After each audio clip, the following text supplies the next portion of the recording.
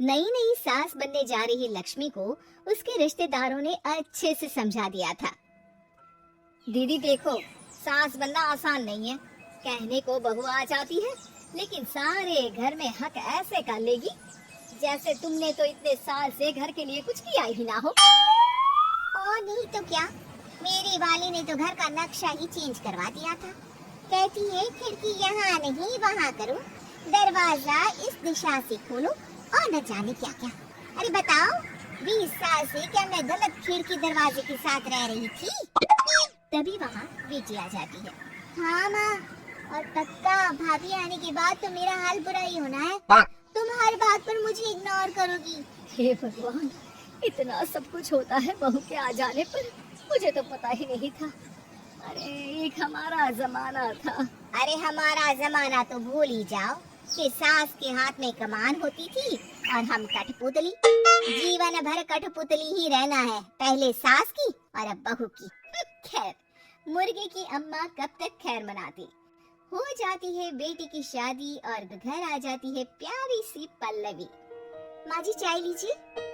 सास जो कि पहले से डरी हुई थी, हाँ लाओ लाओ, लेकिन चाय पीती ही थू, अरे इसमें किरकिरा सा क्या है? चाय में चीनी तो है ही नहीं। माँ जी वो ये बता रहे थे कि आपको शुगर की बीमारी है, तो मैंने चीनी की जगह गुड़ का पाउडर डाला है, वो शुगर के लिए ठीक रहेगा। सास गुस्से से लाल हो जाती है। अरे नहीं नहीं, मैंने जीवन भर चीनी की ही चाय पी है, तो मैं तो चीनी वाली ही चाय पीऊंगी। तुम आई और मैं नियम बदल दूं?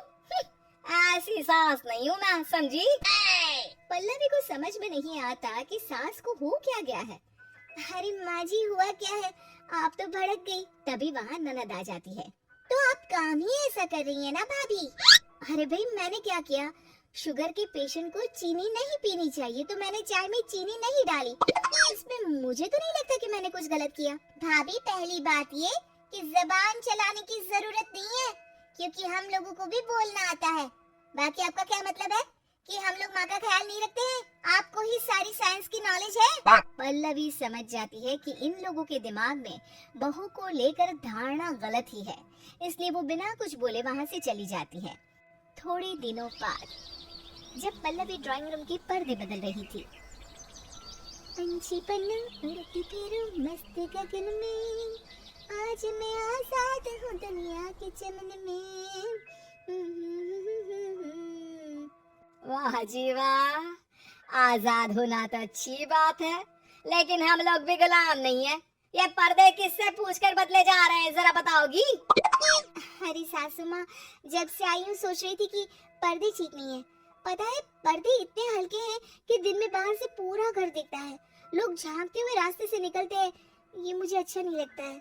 अरे वाह जी वाह, 5 साल से तो ये पर्दा लगा है, तब तो लोगों ने झांका नहीं। आज तुम आई हो तो लोग घर में झांकने लग गए, क्यों? अरे भाभी, आपको ये तो नहीं लगता कि आप हीरोइन जैसी दिखती हो या इतनी सुंदर हो कि लोग आपको झांक झांक कर देखते रहे? मैं भी रहती हूँ इस घर में, लेकिन मजाल है। पल्लवी सर पर हाथ रख लेती है, पर्दे लगाकर पुराने पर्दों को हटा देती है और निकल जाती है। देखा माँ, इसे कहते हैं मनमर्जी। आपने मना किया, फिर भी भाभी ने पर्दे हटा ही दिए। ठीक है बेटा, शुक्र करना पर्दे ही हटाए हैं। अरे कहीं किसी दिन ये हमें ही ना हटा दे। ऐसे कैसे हटा देंगी, हम क्या पर्दे हैं? दिन बीतते हैं और एक दिन सास और ननद वॉक पर निकली होती है कि पड़ोसन। क्या बात है, आजकल तो आप लोगों की कोई खोज खबर ही नहीं है, तरस गए हम लोग तो। अरे नहीं नहीं, बस घर पर ही रहते हैं पहले जैसे। पहले भी तो इतनी ही खोज खबर थी ना। अरे नहीं नहीं, पहले की बात और थी। और बताओ बेटा, बॉयफ्रेंड से चक्कर चल रहा है कि खत्म हो गया? पहले तो पर्दे से दिख जाता था कैसे तुम सारा दिन टेलीफोन पर लगी रहती थी, कभी शर्माती कभी रोती। अब तो पर्दे भी मोटे लगा लिए तो कुछ ठीक से दिखाई भी नहीं देता। हाँ? अब नहीं मतलब कोई ना, होता है इस उम्र में। और बताओ बहन जी, बेचारी बहू से तो पहले रोज तानेबाजी होती थी आपकी, रोज देखती थी कैसे उस पर आप दोनों मिलकर बरसा करती थी। अब ठीक है ना वो?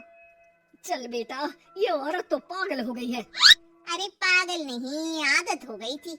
जब मन उबा तो आपकी खिड़की से झांक लिया करती थी। अब कुछ दिखाई नहीं देता तो। सास और ननद घर आती है, जहाँ बहू पर्दों को बदलने के लिए खड़ी होती है। अरे ये क्या कर रही हो? आपने ही कहा था ना पर्दे बदल देना। अब उस दिन तो उतारे थे, सोचा धोकर लगाऊंगी, आज सूख गए हैं तो लगा देती हूँ। तभी ननद चिल्लाती है, अरे नहीं नहीं भाभी, ठीक है ये पर्दे रहने दो। वो पर्दे कम, सीसीटीवी ज्यादा थे पड़ोसियों के लिए। समझ में आ गया अब आपको? हाँ हाँ आ गया। अब जरा चाय तो बना कर ला दे। पल्लवी सास को चाय लाकर जैसे ही देती है, चाय पीकर सास झूमने लगती है और जमीन पर गिर जाती है। हाय रे भाभी, क्या मिलाकर पिला दिया माँ को, वो तो गिर ही गई। तभी बेटा डॉक्टर लेकर आता है। चेकअप के बाद डॉक्टर कहते हैं, ओ माय गॉड, इनका तो शुगर लेवल बहुत बढ़ गया है। क्या ये चीनी खाती है?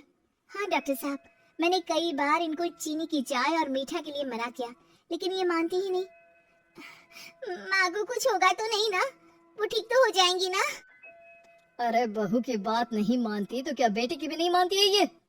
बेटा, आप नहीं रोकती अपनी माँ को चीनी की चाय और मीठा खाने से?